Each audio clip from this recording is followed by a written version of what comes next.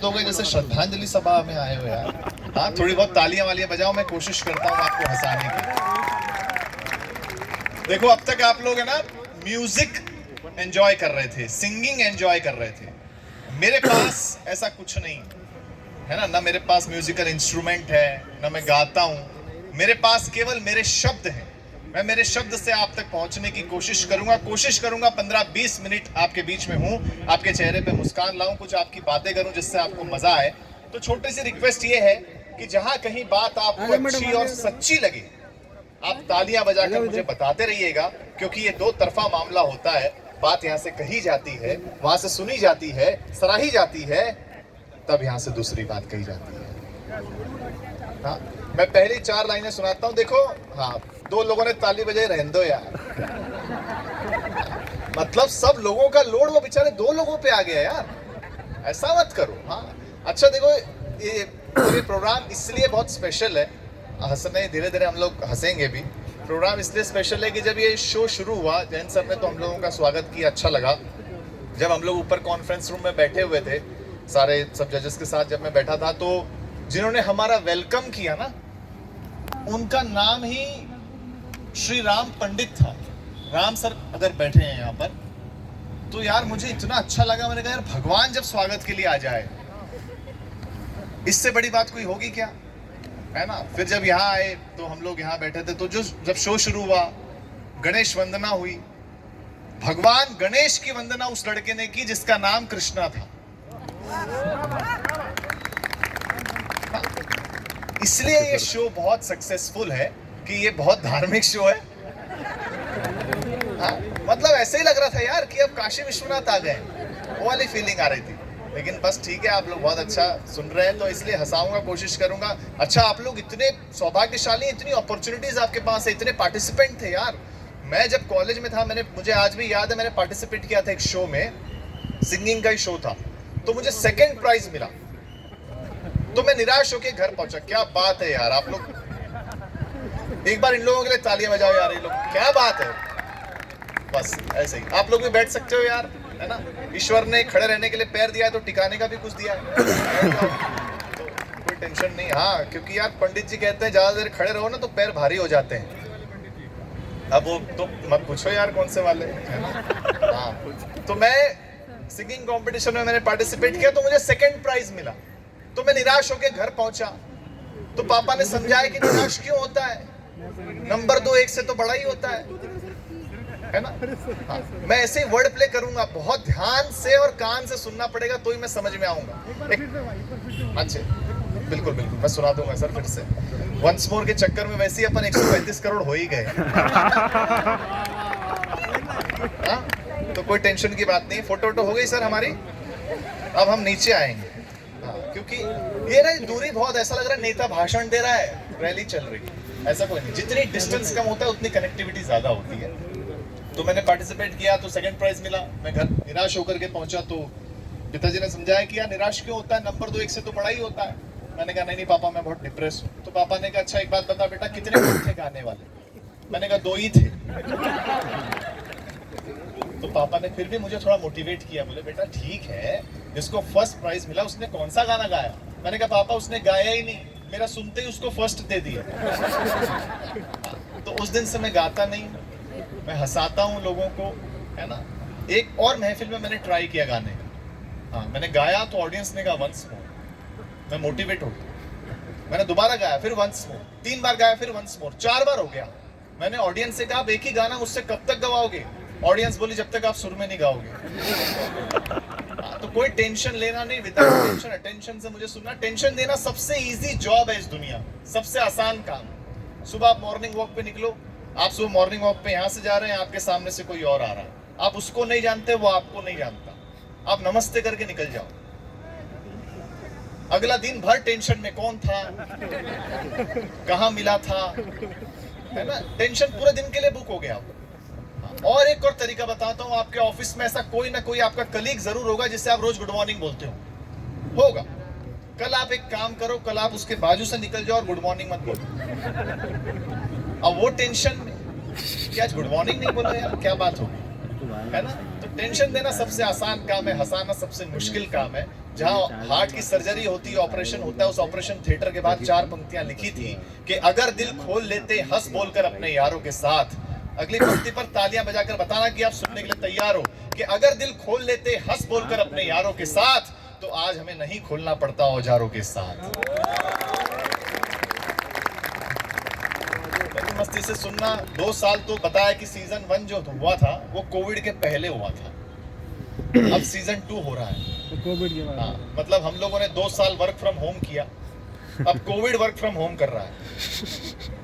फिर से आने वाला है, फिर से आने वाला है, फिर से भी आ रहा है, फिर से ऐसे ही दिमाग लगाना पड़ता है भाई मेरे को सुनने के लिए। हाँ, तो ऐसे ही ध्यान से सुनोगे तो आपको मजा आएगा। वर्क फ्रॉम होम बड़ा अद्भुत था यार, मतलब जितने कोविड के केसेस बढ़ रहे थे ना उस टाइम, उतने डिवोर्स के केस भी बढ़ रहे थे। हाँ, क्योंकि वर्क फ्रॉम होम था। हमारे पड़ोस में रहते हैं एक वर्मा जी, तो उन्होंने डिवोर्स के लिए अप्लाई किया कपल में, तो गए जज के सामने, बोले हमें डिवोर्स चाहिए। जज ने कहा ठीक है, तुमको डिवोर्स दे दिया जाता है, शर्त यही है कि तुम्हारे पास जो जो चीजें हैं सब आधी आधी बटेंगे। अब बाकी सब चीजों का ठीक है, बच्चे 3, ये आधे आधे कैसे बटे? पति टेंशन में, जज भी सर खुजा रहा है, लेकिन पत्नियां इंटेलिजेंट होती है। पत्नी ने पति को कोनी मारी, बोले चलो जी अगले साल आएंगे।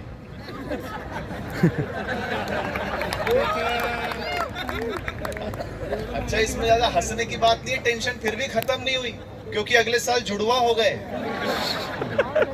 तो कोई टेंशन लेना नहीं है, टेंशन से मुझे सुनना। और युवा दोस्त बैठे हैं, आज तो अपन बातचीत करेंगे यार। मैं आप बहुत बार पुणे आता हूँ, गणेश कला क्रीड़ा में हमने बहुत सारे ऑडिटोरियम शोज किए हैं, इतनी कम संख्या में मैं पहली बार कर रहा हूँ, इसलिए जिम्मेदारी आप पर भी थोड़ी ज्यादा है ना। मेरा तो पेमेंट हो चुका है ना, तो इसलिए मैं तो कोशिश, देखो आपकी जिम्मेदारी पता है कितनी है? मतलब आप मान लो कि अगर एक पैंट में 4 बटन हो और ऊपर के 3 बटन टूट जाए, तो जो जिम्मेदारी आखिरी बटन पे होती है ना, वही जिम्मेदारी आप लोगों पे। एक बार तालियां बजा दूं तो मैं सुनाता हूँ यार आपको, ये बजाते रहना पड़ेगा आप लोगों को बीच बीच में, है ना। तो मैं आपको सुनाता हूँ, मोहब्बत की 4 लाइनें सुनाता हूँ। नया साल आने वाला है, हो सकता है नए साल पे काम आ जाए, और नहीं आएगी तो वैलेंटाइन डे पे 4 लाइनें काम आ जाएंगी मेरी। मैं आपको सुनाता हूँ कि तुमको मिल सकता है हमसे बेहतर, वाह वाह कर सकते हो जहां बात अच्छी लगे, वाह वाह क्या बात, ऐसे ही कि तुमको मिल सकता है हमसे बेहतर, हमको मिल सकता है तुमसे बेहतर, लेकिन तुम और हम दो घर मिल जाए तो कुछ और नहीं हो सकता फिर इससे बेहतर। वाह वाह। अब आप लोग तो यार बहुत अच्छी कॉर्पोरेट कंपनी में काम करते हो, मैं भी करता था पहले। हाँ, फिर मैंने रिजाइन कर दिया। हाँ, क्योंकि मेरे ऑफिस वाले मुझे बहुत ज्यादा कंफ्यूज करते थे। मैं शोज करता था साथ में, तो छुट्टियों की बहुत प्रॉब्लम होती थी। आप लोगों को होती है कि नहीं मुझे नहीं पता, लेकिन मुझे बहुत ज्यादा होती है। और मेरे ऑफिस वाले ना मुझे बहुत ज्यादा कंफ्यूज करते थे। देखिए, मैं 1 लाइनर पोएट हूँ, जहां बात अच्छी लगती रहे बताते रहना। मुझे ऑफिस वाले बहुत ज्यादा कंफ्यूज करते थे, बहुत ज्यादा कंफ्यूज करते थे। जब मैं अप्रेजल मांगने जाता था, इंक्रीमेंट मांगने जाता था, तो मुझसे कहते थे तू काम ही क्या करता है। और जब मैं छुट्टी मांगने जाता था तो कहते थे तेरा काम कौन करेगा। हाँ, अरे एक बार डिसाइड कर लो ना यार। हाँ, मतलब ऑफिस बड़ा अद्भुत काम है यार। अच्छा, इतना ज्यादा प्रोटोकॉल होता है ऑफिस में, कॉर्पोरेट में स्पेशली इतना ज्यादा प्रोटोकॉल होता है। मेल 1 आदमी को भेजते हो, सीसी 10 लोगों को रखते हो। मैंने बहुत रिसर्च की कि सीसी में 10 लोगों को क्यों रखा जाता है। उसका आउटकम ये निकला कि अगर आगे जाके कोई गड़बड़ हुई तो 10 लोगों का नाम लिस्ट में होना चाहिए यार, है ना। मतलब अच्छा देखो, ऑफिस है ना, कोई भी हो, मैं तो गवर्नमेंट ऑफिस में जाता हूँ, प्राइवेट में कई कॉर्पोरेट्स में जाता हूँ, कोई भी ऑफिस हो, 2 चीजें कॉमन। मैं सिर्फ पहली चीज बताऊंगा, दूसरी नहीं बताऊंगा। दूसरे जो समझ जाएंगे ना, केवल वही लोग तालियां बजाना यार, बाकी मत बजाना। जिसको समझ में आए ना वही बजाना। ऑफिस कोई भी हो, 2 चीजें कॉमन। पहली ये कि बॉस को लगता है कि एम्प्लॉय को कुछ नहीं आता है।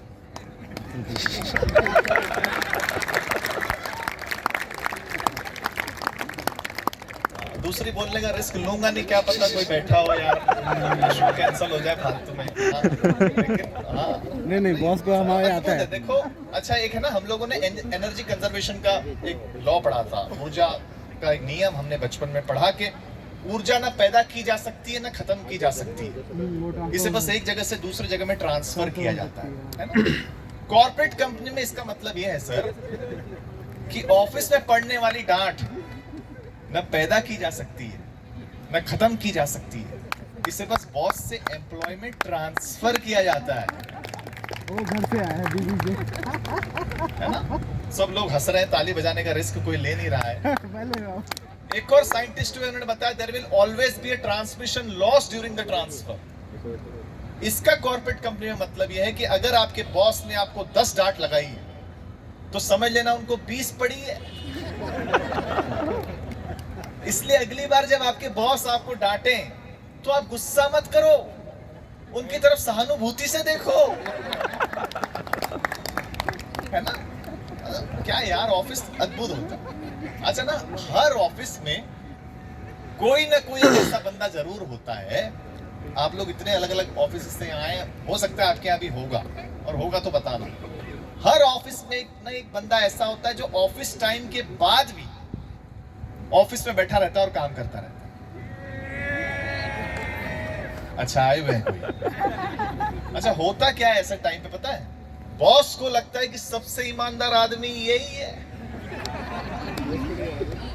लेकिन अक्सर ऐसा होता नहीं है।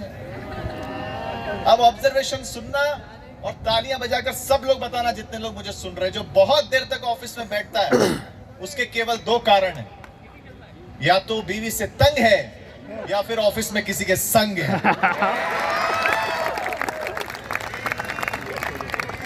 भाई हम लोग तो 24 घंटे काम करते हैं भाई, घर जाने के बाद डब्बा खोलते हैं। सब लोग अपने अपना चेक कर रहे हैं, कोई टेंशन लेना नहीं, मजे में सुनना यार आप लोग। मैं यहाँ पर आया तो जब हम लोग जा रहे थे, सर हम लोगों को ले जा रहे थे कॉन्फ्रेंस रूम में, तो 2-4 कुछ दोस्त हमारे आ गए। उन्होंने कहा अरे हमने आपको लाफ्टर में देखा था अभी सोनी टीवी पे। तो मैंने कहा ठीक है यार, देखा था। तो बोले सर आपका क्रियाक्रम कब शुरू होगा? मैंने कहा क्रियाक्रम नहीं, कार्यक्रम। बोले एक ही बात है। मैंने कहा भाई तुझ जैसे जब 4 लोग आ जाएंगे तो शुरू हो जाएगा, उसमें क्या बड़ी बात है। ऐसे ऐसे लोग मिल जाते हैं कई बार। हम लोग हर जगह ट्रैवल करने जाते हैं, हर जगह का अलग एक्सपीरियंस होता है। महाराष्ट्र तो अद्भुत जगह है ना? मतलब मैं तो मुंबई में पिछले 25 साल से रह रहा हूँ, बड़ी अद्भुत जगह है। जब चंद्रयान भेजा तो बताया गया कि 2 किलोमीटर पहले संपर्क टूटा, तो उन्होंने 3 साइंटिस्ट को बुलाया, एक जापान के, एक जर्मनी के, एक महाराष्ट्र के। तो जापान के साइंटिस्ट ने इसरो वाले से कहा कि ऑपरेटिंग सिस्टम चेक किया था क्या? उन्होंने कहा किया था। जर्मनी वाले ने कहा कि मैनुअल टेस्टिंग की थी क्या? उन्होंने कहा की थी। तीसरा साइंटिस्ट महाराष्ट्र का था, मुंबई का था, उसने इसरो वाले से कहा कि हल्दी कुकू केला होता का। हाँ, मतलब महाराष्ट्र के नाम पे ताली नहीं बजाओगे तो कब बजाओगे आप लोग यार? हाँ, ये बजाते रहना पड़ेगा आपको। हाँ, ये एक्सरसाइज है। हाँ, मतलब ऐसा बताया गया कि जो लोग ताली बजाते हैं ना उनको कोविड नहीं होता है। तो आपकी हेल्थ आपके हाथ में है ना? तो यार महाराष्ट्र बड़ी अद्भुत जगह है। अच्छा, जब है ना सबसे पहली बार, मतलब बहुत साल पहले की बात है, हाँ, माइक का वॉल्यूम बढ़ा देना और इको एकदम बंद कर देना, बस ठीक है। अद्भुत जगह। तो जब मैं ना एक शो करने जा रहा था सोलापुर, सबसे पहली बार जब जा रहा था, तो सोलापुर जब हम लोग सुबह सुबह पहुंच गए तो वहाँ सिटी बस में मैं ट्रेवल कर रहा था कि यार क्या इस शहर की खासियत है, कैसे यहाँ के लोग बात करते हैं, शाम को शो में कम्युनिकेट करने के काम आएगा। तो हम शो में जा रहे थे, तो जब बस स्टॉप आया तो मेरे पीछे जो लड़की खड़ी थी वो बार बार कह रही थी लवकर लवकर लवकर। तो मैंने सोचा यार मराठी कितनी प्यारी भाषा है। हाँ, अद्भुत भाषा। मतलब यहाँ मराठी अगर सीखने, सबसे पहला शब्द जो मैंने सीखा वो लव था, मतलब प्यार था, मोहब्बत थी। अद्भुत भाषा है हमारी। अच्छा वैसे क्या बात है, बजा सकते हो, जीएसटी थोड़ी लगी है यार इसमें। हाँ, टेंशन नहीं। अच्छा देखो, मेरा नाम रोहित शर्मा जरूर है, लेकिन आपको बता दूं मेरा क्रिकेट से कोई लेना देना नहीं है। हाँ, नाम से बड़ा फर्क पड़ता है, इसलिए बताना पड़ता है। एक शो में ऐसे ही हुआ, नाम छप गया रोहित शर्मा परफॉर्मिंग लाइव, हजारों की भीड़ आ गई, सबको लगा कि क्रिकेटर रोहित शर्मा आने वाला। बाद में मैं स्टेज पर गया, मैंने कहा नमस्ते, मैं हूँ हास्य कवि रोहित शर्मा। तो लोगों का चेहरा वैसे ही हो गया जैसे नेहा कक्कड़ को सुनने आए हो और रानू मंडल स्टेज पे आ जाए। हाँ, ऐसे ही हो जाता है यार मेरे साथ। क्या करें, लोग यूट्यूब पे बेचारे सर्च भी करते तो क्रिकेटर ही आता है, उसके कारण मेरे फॉलोअर नहीं बढ़ रहे भाई साहब। अपनी अपनी पीड़ा है सर, क्या करें। लेकिन है ना, नाम में बहुत ह्यूमर होता है, बहुत हास्य होता है नाम में। मैं एक दिन मॉर्निंग वॉक पर निकला, मैंने कुछ बोर्ड पढ़े, तो देखिए बोर्ड से कैसे, नाम से कैसे हंसी आती है। जहां जहां आपको बात अच्छी लगती रहे, सच्ची लगती रहे, बताते रहना। जितनी देर आप सुनना चाहोगे उतनी देर सुना दूंगा। हाँ, बाकी तो ठीक है, हम लोग बाकी सब शोज का आनंद लेंगे ही। सबसे पहला बोर्ड मैंने पढ़ा, उस पर लिखा था गांधी हेयर सलून। फिर थोड़ा मैं आगे गया, Mallika textiles.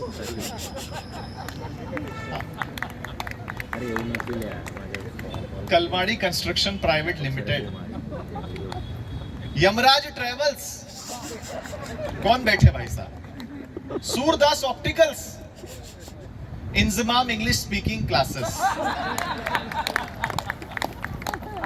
Salman Khan marriage bureau, Rakhi Sawant सत्संग केंद्र, और अंतिम बोर्ड तो बड़ा अद्भुत था, उस पर आपकी तालियां मिले। उस पर लिखा था आसाराम बापू गर्ल्स हॉस्टल।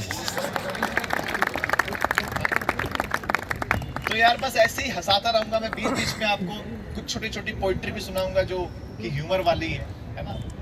एक दिन कृष्ण भगवान मेरे सपने में आए। कृष्ण जी आप भी सुनो, आपको अच्छा लगेगा, आपके नाम में भी कृष्ण है ना, भगवान का नाम है। देखो कृष्ण भगवान मेरे सपने में आए। अब ये तो चल रहा है कलयुग, तो अब एक कलयुग का आदमी क्या बात करेगा भगवान से। तो बस मैंने वही बात की, और एक एक लाइन पर आपकी दाद, आपकी तालियां मिलेंगी, मुझे अच्छा लगेगा। बैठ जाओ भाई, क्या बात है। हाँ, आप सभी बैठ जाओ यार, बस 5-10 मिनट और आपके बीच में, कोई टेंशन की बात नहीं, बैठ जाओ। बहुत अच्छा यार, मतलब भगवान कसम मैं बता रहा हूँ कि आज तक मेरी इतनी मेरे घर वालों ने नहीं सुनी जितनी आप लोगों ने सुनी यार। हाँ कसम से, मतलब ये जो सम्मान, जो इज्जत सर आज यहाँ मिल रही है, यही अगर घर मिल गई होती तो यहाँ आने की जरूरत ही नहीं थी। हाँ, तो मैं छोटी सी पोइट्री आपको सुनाता हूँ यार, थैंक यू। हाँ, जहाँ जहाँ अच्छी लग रही है आपको बात बताते रहना। सबसे मैंने कृष्ण भगवान से कहा कि हे कृष्ण, आप इस कलयुग में आके तो देखो, आपने पहाड़ एक उंगली पे उठाया, अपने सर पे ऑफिस का बोझ उठा के तो देखो, आपने जवानी में कंस को मारा, दाऊद को हाथ लगा के तो देखो, और सबसे ज्यादा तालियां पाएंगे कि आपने भरी महफिल में द्रौपदी को साड़ी पहनाई, मल्लिका को एक साड़ी पहना के तो देखो, आपने 16,000 गोपियों को अपनाया, आज एक का खर्चा तो उठा के देखो, और आपने भव्य सागर पार किया, हिंदुस्तान में सड़क पार तो करके देखो। हे कृष्ण, आप इस कलयुग में आके तो देखो। क्या बात है सर, क्या बात है। Thank you. लेकिन देखो यार, ये बात भी मैं बहुत जिम्मेदारी के साथ कहता हूं कि गुरु और शिष्य का रिश्ता कैसा होना चाहिए, उसका सबसे अच्छा उदाहरण है कि श्री कृष्ण अर्जुन जैसा होना चाहिए। हम सब देखो यार, आप लोग भी देखते हो ट्रेंड में बहुत सारी चीजें। अच्छी बात ये लगती है कि इंस्टाग्राम पे भी रामायण का कंटेंट वायरल होता है ना। आप सब पढ़ने लिखने वाले लोग हैं, आपको याद होगा कि महाभारत के वक्त दुर्योधन ने श्री कृष्ण की पूरी नारायणी सेना मांग ली थी, जबकि अर्जुन ने केवल श्री कृष्ण को मांगा था। उस वक्त श्री कृष्ण ने अर्जुन की चुटकी लेते हुए कहा कि हार निश्चित है तेरी, हरदम रहेगा उदास। हार निश्चित है तेरी, हरदम रहेगा उदास। माखन दुर्योधन ले गया, केवल छाछ बची तेरे पास। इस पर जो जवाब अर्जुन ने दिया, उस पर आप तालियां रोक कर देखना। श्री कृष्ण ने कहा हार निश्चित है तेरी, हरदम रहेगा उदास। माखन दुर्योधन ले गया, केवल छाछ बची तेरे पास। इस पर अर्जुन ने कहा हे श्री कृष्ण, जीत निश्चित है मेरी, दास रह नहीं सकता उदास। जीत निश्चित है मेरी, दास रह नहीं सकता उदास। माखन लेकर क्या करूं जब माखन चोर है मेरे पास। क्या बात है, क्या बात है। Thank you. तो बस मैं समय देखता जा रहा हूँ। हाँ, क्योंकि मैं बेसिकली मारवाड़ी आदमी हूँ, मैं बोलूंगा उतनी देर जितनी देर का तय हुआ। हाँ, तो ना मैं बता रहा था, मैं बेसिकली राजस्थान का हूँ। हम लोग तो अद्भुत होते हैं, बताने की जरूरत ही नहीं, सारी दुनिया जानती है हम कैसे होते हैं। मैं मेरी कॉलेज फ्रेंड के साथ घूमने गया था सर, घर पहुंचा, पिताजी ने सवाल कर लिया, बोले खर्चा कितना हुआ। मैंने कहा 500 रुपए। पिताजी बोले ठीक है, तो कोई ज्यादा नहीं है। मैंने कहा इससे ज्यादा उसके पास थे भी नहीं। हाँ, हम लोगों से कोई खर्चा करा लेगा क्या यार। लोग बड़े अद्भुत लोग होते हैं। मुंबई में जहां मैं रहता हूँ, बहुत सारे मारवाड़ी परिवार रहते हैं। मैं नीचे उतरा, मैंने देखा दादाजी अपने पोते को डांट रहे थे। मैंने कहा दादाजी पोते को क्यों डांट रहे हो। बोले बेटा अपन मारवाड़ी है ना, मैंने इसको समझाया कि तू एक सीढ़ी छोड़कर एक सीढ़ी चढ़ाकर, ताकि चप्पल कम घिसे। मैंने कहा फिर डांट क्यों रहे हो?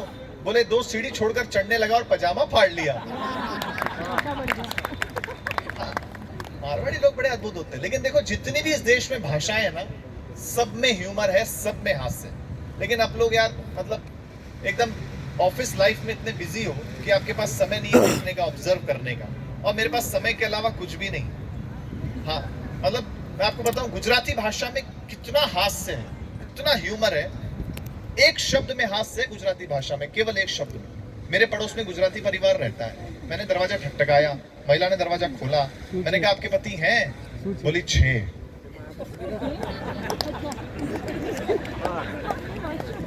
अब मैं टेंशन में कि अपन कौन से वाले से बात करें यार। लेकिन सब जगह का, हिंदुस्तान का देखो कुछ हो नहीं। हिंदुस्तान जो ऐसा देश है ना अपना, ऐसा कोई हो ही नहीं सकता, कोई नहीं हो सकता। एक अमेरिकन डॉक्टर आया हिंदुस्तान घूमने, उसने पुणे रेलवे स्टेशन पर बुक की स्टॉल पर बुक देखी और बेहोश हो गई। बुक का टाइटल था how to become a doctor in 30 days. और ताली अगली पंक्ति पर देना, MRP 15 रुपए। बेचारा टेंशन में आ गया, लाखों रुपए अपन ने फालतू में खर्चा कर दिया है। हिंदुस्तान अद्भुत देश है। एक जापानीज आया हिंदुस्तान घूमने, उसने एयरपोर्ट से होटल जाने के लिए ऑटो किया, रास्ते में होंडा कार ने ओवरटेक किया। जापानीज बोला Honda made in Japan very fast. कुछ देर और आगे जाने पे टोयोटा कार ने ओवरटेक किया। जापानीज बोला Toyota made in Japan very fast. इतने में होटल आ गया। जापानीज ने ऑटो वाले से पूछा हाउ मच? ऑटो वाला बोला 2000 रुपीज। जापानीज बोला this is too much. Auto वाला बोला sir meter made in India very very fast. हम लोग अद्भुत है, हमारा कोई जवाब है नहीं, है ना। लेकिन अच्छा एक बात बताओ, यहाँ कितने लोग, कितने शादीशुदा लोग हैं यहाँ? हाथ उठाओ। अच्छा, बहुत अच्छा, पता चल गया वैसे मुझे। हाँ, क्योंकि ना पहचान होती है यार। देखो आप सब भाग्यशाली लोग हो यार, करना भी मत। हाँ, पहचान होती है। विवाहित महिला की पहचान होती है, उसके गले में यहाँ तक मंगलसूत्र लटका होता है। विवाहित पुरुष की भी पहचान होती है, उनका चेहरा ही यहाँ तक लटका होता है। पहचानने में परेशानी की जरूरत नहीं। तो आप सबकी जानकारी के लिए बताऊं कि पिछले दिनों मेरी भी पहली बार शादी हुई सर। हाँ, तो बड़े लोगों ने समझाया, निखिल जी है, आज का इवेंट उन्होंने मैनेज किया है, मुझे बुलाया, बहुत फोन किए इन्होंने। अद्भुत व्यक्ति है निखिल जी भी। हाँ, बोले यार नहीं नहीं आपका बजट बहुत ज़्यादा हो गया, लेकिन हमारे इवेंट का बजट कम है। हाँ, आपको आना पड़ेगा। हाँ, मैंने कहा अच्छा चलो अब ठीक है निखिल जी, आप बुला रहे हो, आपने जो भी सोच रखा होगा उससे 1000 रुपये कम दे देना। ये बोले ठीक है आ जाओ, मैंने आपके लिए 1000 रुपया ही सोच के रखा था। हाँ, तो भगवान कसम मैं फ्री में आज आपके सामने खड़ा हूँ। आपकी तालियां मुझे जिंदा रखेंगी यार, तो एक बार बजा दो। ऐसा ही हूँ यार, मैं कहाँ से शुरू करता हूँ कहाँ आ जाता हूँ मुझे याद नहीं होता। मैं स्क्रिप्टेड नहीं हूँ, मुझे जो याद आता है आप लोगों को देख के जो आप सुनना चाहते हैं वो सुनाता हूँ। तो मैंने आप बता रहा था कि मैं शादीशुदा हूँ। बड़े लोगों ने समझाया कि नई नई शादी होती है ना तो गिफ्ट देना पड़ता है, घुमाने लेके जाना पड़ता है। मैं बड़ों की बात में आ गया, कभी आप भी आए होंगे सर। मैंने सोने का हार खरीदा, अपनी वाइफ को गिफ्ट किया। उसने देखा, उसको बड़ा पसंद आया, वो पहनने लगी। पहनते पहनते पूछा ये असली तो है ना? मैंने कहा असली होना चाहिए, वरना 35 रुपए गए पानी में। हाँ, अब पीछे पड़ गई, बोले तुम पूरी दुनिया में घूमते हो, शोज करने जाते हो, मैं घर में हूँ, मुझे घुमाने लेके चलो। अब देखना दोस्तों, एक लाइन का ऑब्जर्वेशन है। पीछे पड़ गई, बोले घुमाने लेके चलो, घुमाने लेके चलो, घुमाने लेके चलो। मैं उसे शमशान घाट पे ले गया। वो बोली ये कैसी जगह ले आए हो? मैंने कहा अरे पगली, लोग मरते हैं यहाँ आने के लिए।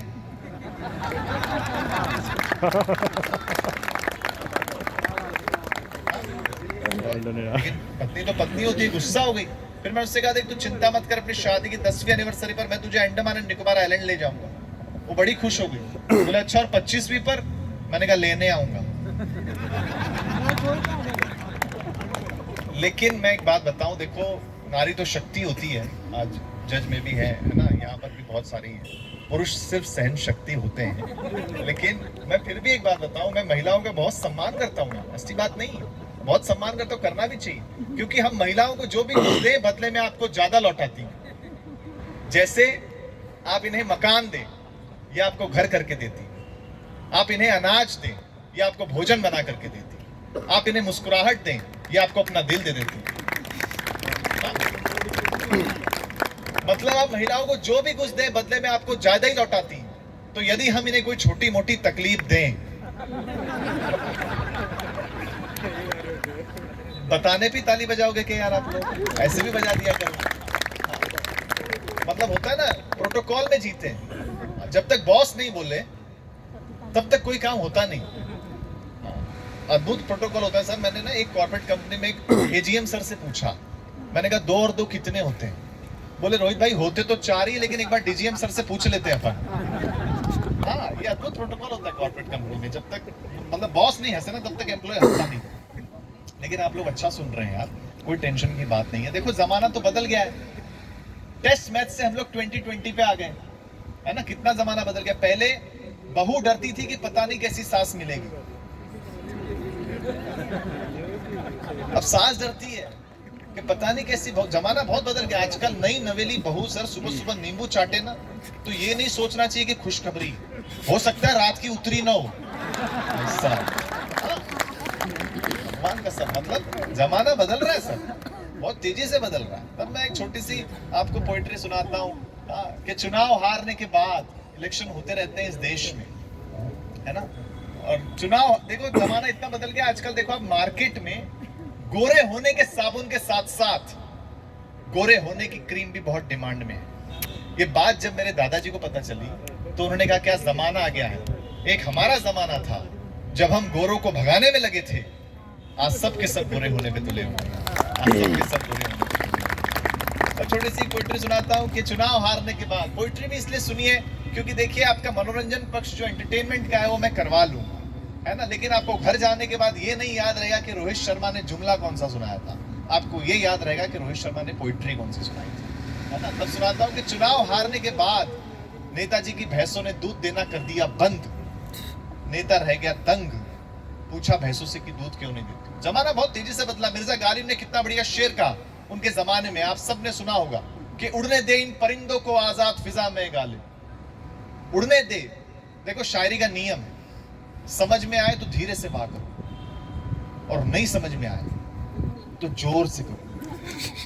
हाँ, इससे पड़ोसी पर इंप्रेशन रहता है कि अपन ढंग के आदमी के बगल में बैठे हुए। हाँ, तो मिर्जा गालिब ने कहा कि उड़ने दे इन परिंदों को आजाद फिजा में गालिब, जो तेरे अपने होंगे वो लौट आएंगे। इस पर आज के शायर का उत्तर देखिए। आपको लगे कि वक्त के साथ शायरी की परिभाषाएं बदल गई है तो तालियां बजाकर बताना कि मिर्जा गालिब ने कहा कि उड़ने दे इन परिंदों को आजाद फिजा में गालिब, जो तेरे अपने होंगे वो लौट आएंगे। इस पर आज का शायर कहता है न रख उम्मीद वफा किसी परिंदे से, न रख उम्मीद वफा किसी परिंदे से, जब पर निकल आते हैं तो अपने भी आशियाने भूल जाते हैं। और देखो शादीशुदाओं की बात तो हो गई, लेकिन बहुत सारे मेरे दोस्त हैं जो शादी तो करेंगे कि नहीं मुझे नहीं पता, लेकिन तलाश में जरूर है रोज डीएम में।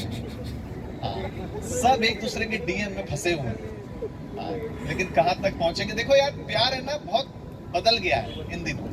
पहले सर प्यार एक ऐसा स्टेशन हुआ करता था जहां एक मुसाफिर ट्रेन के इंतजार में पूरी उम्र गुजार देता था, और आज प्यार एक ऐसा जंक्शन है जहां सिर्फ गाड़ियां बदली जाती हैं। देखो यार जब जब मोहब्बत की बात होती है, मोहब्बत पे एक शेर आप सबको सुनाता हूं जो इतनी देर से खामोश बैठे हैं, और वो पीछे भी अपने दोस्त लोग, मेरे दोस्त खामोश बैठे हैं। आप लोगों के लिए एक शेर सुनाता हूं मोहब्बत का, आप सबके लिए, कि मेरी आंखों में मोहब्बत की चमक आज भी है। वाह वाह कर सकते हो यार, वाह वाह। कि मेरी आंखों में मोहब्बत की चमक आज भी है, हालांकि उसको मेरे प्यार पे शक आज भी। और अगली 2 लाइनों में आप सब तालियां बजा दोगे जिन्होंने नहीं बजाई, कि मेरी आंखों में मोहब्बत की चमक आज भी है, हालांकि उसको मेरे प्यार पे शक आज भी है, और नाव में बैठ के धोए थे हाथ उसने कभी, पूरे तालाब में मेहंदी की महक आज भी है।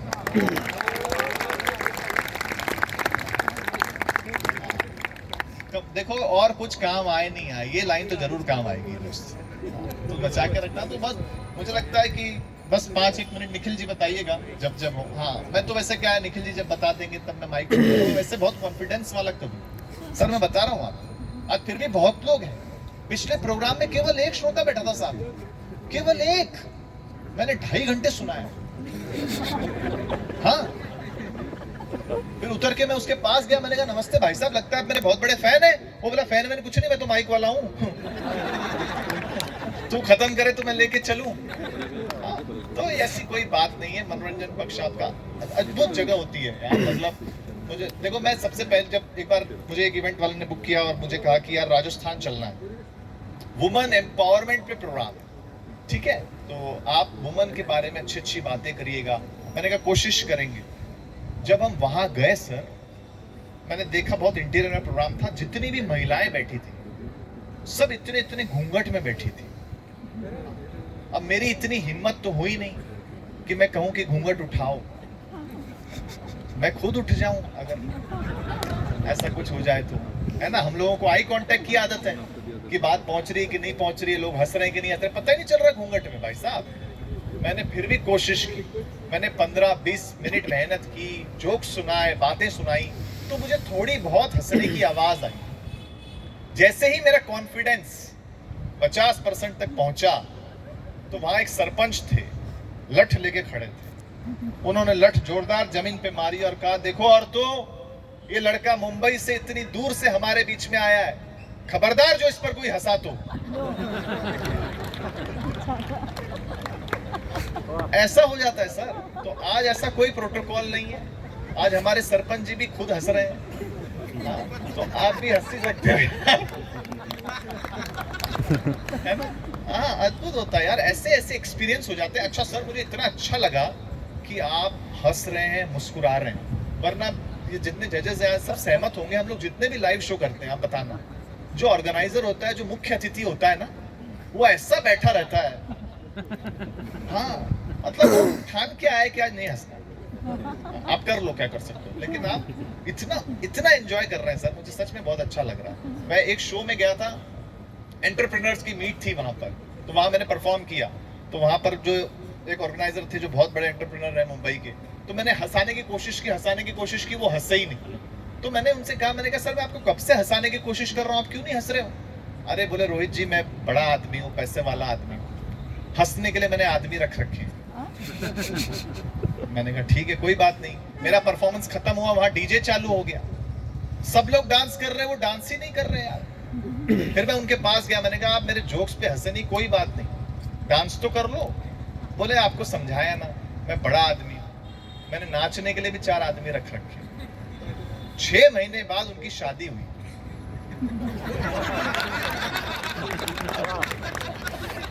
मैंने पूछा ही नहीं, बड़ा आदमी है भाई साहब, कुछ भी कर सकता है यार। हाँ, तो तालियां बजा दो। मैं छोटी सी कविता अंतिम रूप से सुनाता हूँ, इतना समय मेरे पास था, ठीक है निखिल जी, मैं सुनाता हूँ। देखो, इतनी देर मैंने आपको हंसाया है ना, एक छोटी सी कविता मैं आपको सुनाता हूँ जो जरूरी है।